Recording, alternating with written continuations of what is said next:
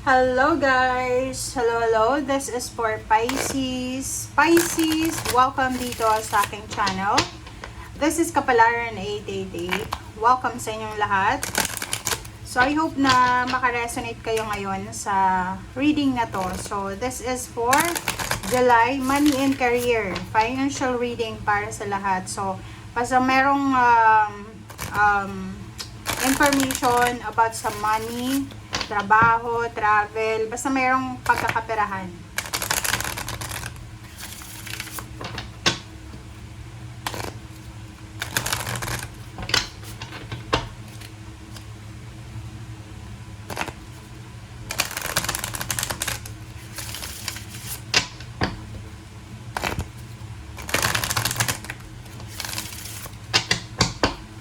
Okay.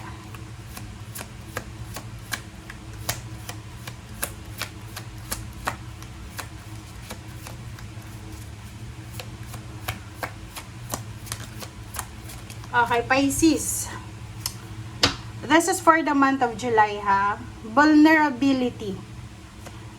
Since pera yung hinahanap natin ditong information tungkol sa kaperahan, yung unang baraha mo dito nagsasabi na kailangan mong maging maingat sa paghahawak ng iyong pera, kaperahan.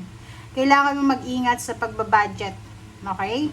So, dito sa barahang to, sinasabi ng baraha sa'yo na kung makikita mo dito, ito yung sunflower. Ito ay lavender. So, ibig sabihin, kung may binabala ka na celebration, this is a celebration also happiness, parang ganon, kailangan mong magtipid. Kailangan mong wag masyadong gumastos.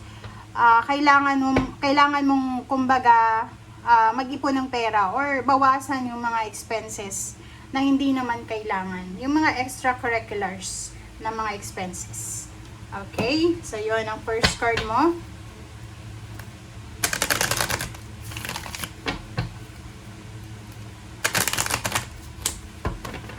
Parang ganun lang yan. Halimbawa, gusto mo ng magandang celebration sa Pasko.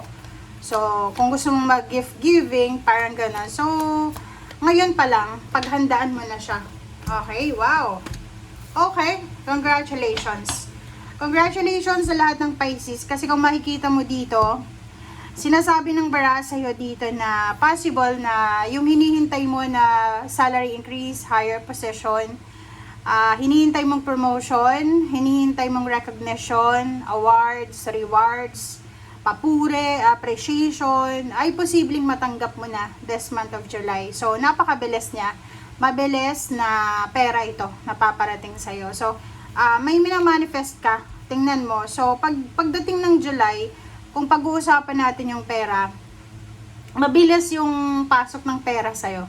Napakabilis. May mga chances na online lottery, loto, merong mga umutang sa'yo na magbabayad sa'yo. May mga unexpected na blessings, abundance, prosperity in terms of money na posibleng darating sa'yo. Kumbaga, ito ay you are super lucky. Okay? Fortunate and lucky ka this month of July kung pag-uusapan natin yung salapi. Mabilis na pasok ng pera sa'yo. Okay? Kung ano yung tina-target mo, yun. So, possible na ngayong buwan ng July, sobrang workaholic ka. So, maraming, syempre, pag trabaho ka ng trabaho, syempre may kikitain ka. Pero kung tumambay ka, wala naman. So, eto yun. Sabi ng baraha sa'yo dito, Pisces, na ihanda mo yung sarili mo for this month of July kasi malaking pera ito na papasok sa buhay mo. Pwedeng inheritance din. Pwedeng payments, payouts, bonuses. Okay? Let's check. This is money and career, Pisces. Money and career.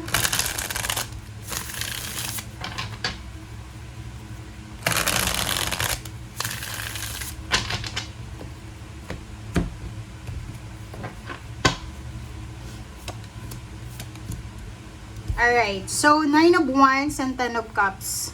So nakikita ko sa'yo dito, tingnan mo, nasa 9 of Wands ka. Gabi at araw nagtatrabaho ka. Panay overtime mo, may mga part-time ka pa. Meron kang talagang full-time na trabaho, pero may mga part-time ka pa.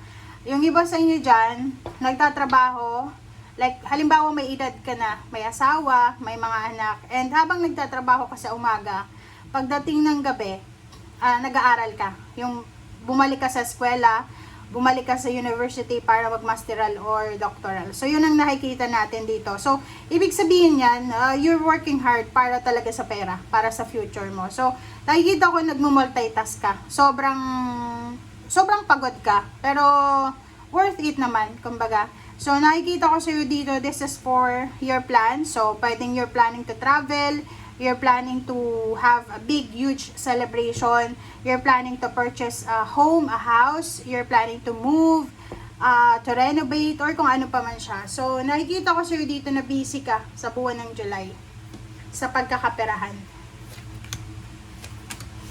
Okay, so ikaw to.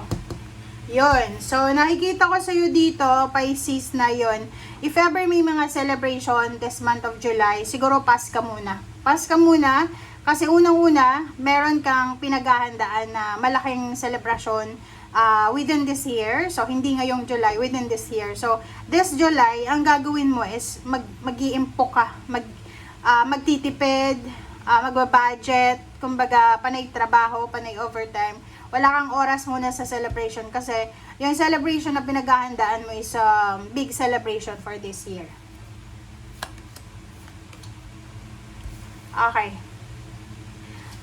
Next card natin is the Moon and then Ten of Wands. So, yun. Kung makikita mo dito talaga, sobrang occupied ka.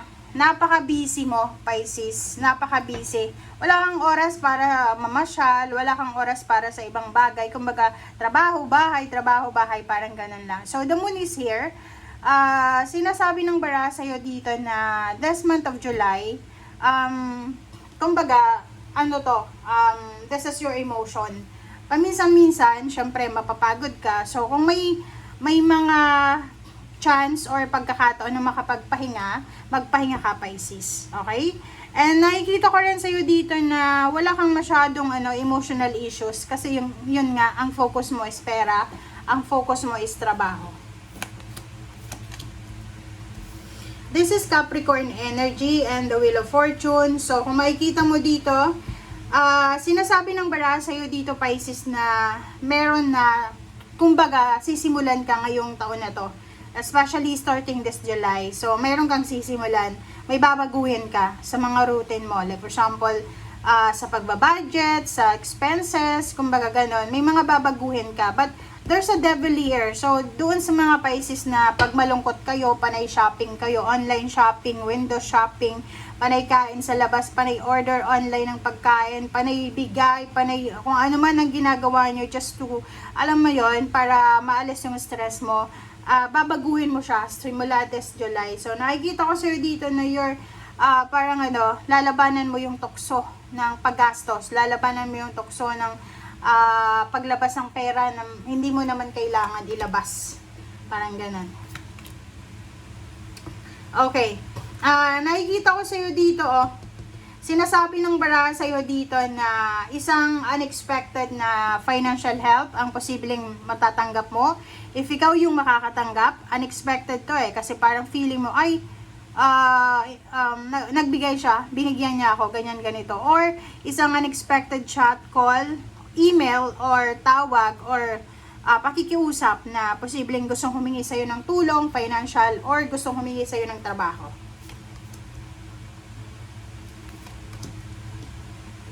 Okay, next is Five of Swords and Nine of Cups. So, dito sa dalawang barahang to, makikita mo dito na yun, wala kang masyadong extracurricular activities, issues regarding sa emotion, family this month. Kasi, napaka-busy mo. Kumbaga, halimbawa, kung may mga matatanggap kang balita about issues, about sa family, siguro ang gagawin mo, i-let go mo na lang. Kumbaga, hindi mo siya bibigyan ng pansin. Kasi, yung focus mo is yung like for example, sa gabi, may mga series ka, TV series ka na pinapanood. And because you're busy sa morning, kailangan mong gumising ng maaga. So, siguro i-give up mo muna ngayon yung mga unhealthy habits mo, unhealthy lifestyle, para hindi ka mapuyat, para makapagtrabaho ka, para maging productive ka sa trabaho mo. Yun ang nakikita ko sa'yo. Alright, so thank you guys for watching and see you again. Bye, Pisces!